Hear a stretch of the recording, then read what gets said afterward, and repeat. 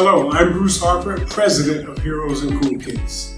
Welcome to the first ever Heroes and Cool Kids webinar training session. These sessions are to be used as a reminder of what we've already learned at our conferences, and they cannot be used in place of those more thorough, complete, and interactive gatherings. We want this to be motivational, to further equip, refresh, and prepare you for your visit to the Cool Kids. To do this, we've asked one of our trainers and the creator of the series, Andrew D'Onofrio, to guide us through this first session. Enjoy and be attentive. Thank you. Here's Andrew. Hello, Hero. As Bruce said, I'm Andrew D'Onofrio, a trainer here at Heroes and Cool Kids.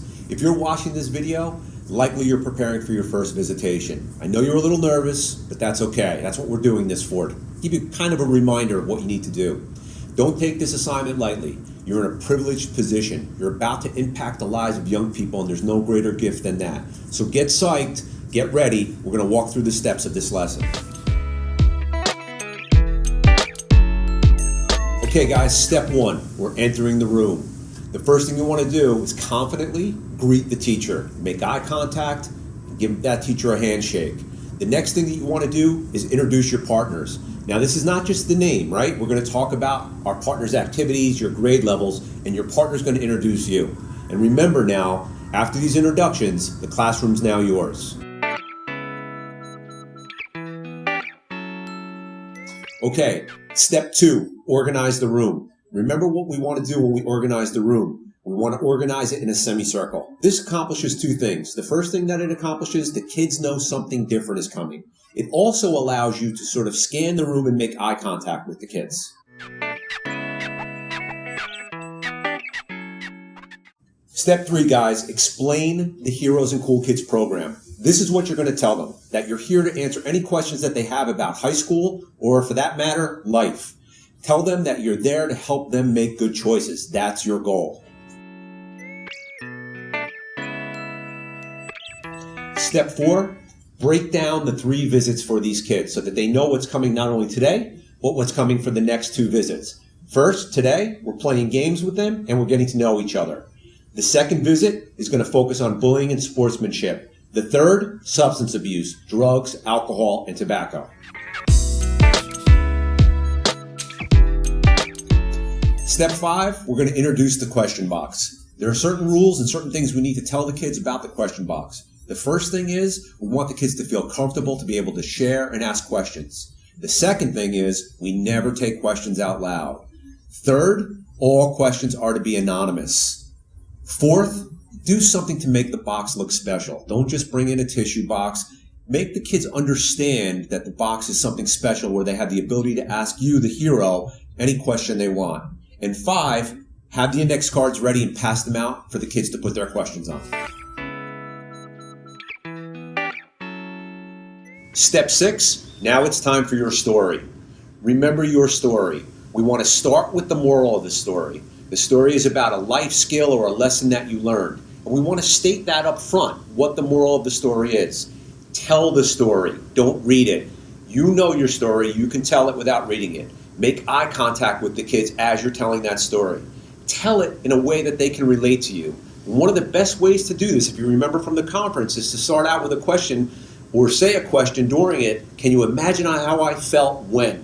When they can relate to that and make it relatable to you, it'll have much greater impact for them.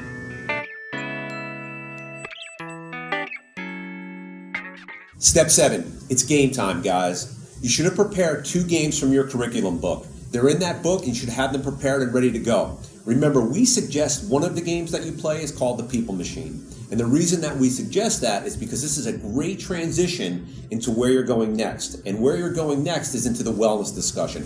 And this game allows you to get there nice and easily. Step 8, let's talk about wellness. Tell the students, now that we've played the People Machine, we're going to talk about wellness. Let's talk about how you're fueling your machine. Ask, what choices can we make to lead a well-balanced life? Get feedback from the kids on this. Share a nutrition story of your own.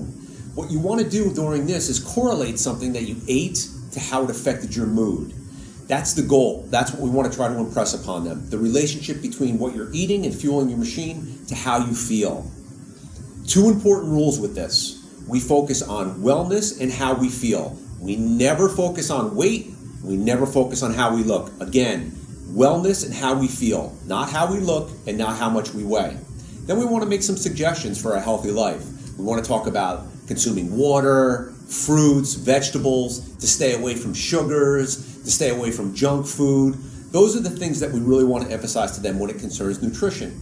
Also, we want to encourage them to move, right? We want to encourage them to be active, run, dance, swim, whatever their activity is, we should encourage them to move.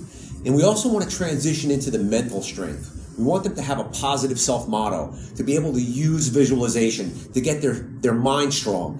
When you combine all this, what we're really advocating is strength in mind and body.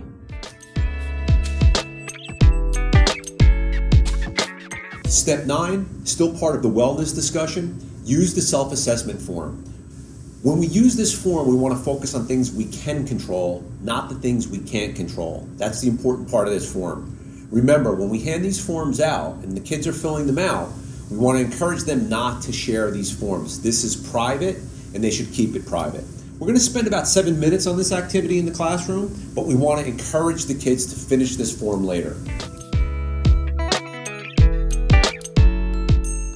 Step 10, we're going to answer questions from the cards now. This is where we go to our question box. This activity should take us about 3 to 5 minutes. Remember, you don't have to answer every question.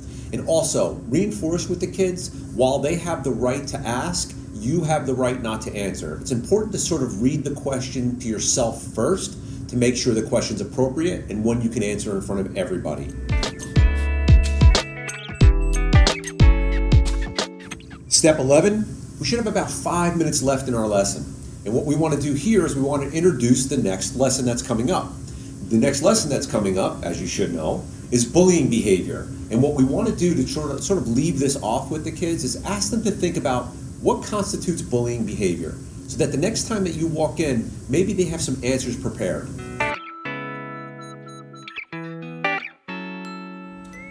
Step 12. Here, guys, we're going to invite the cool kids to see us out in the world. Maybe invite them to the games that you play if you're involved in sports, or the plays that you're involved in, anything activity-wise that you might be involved with. Tell them where you work so maybe they can visit you there.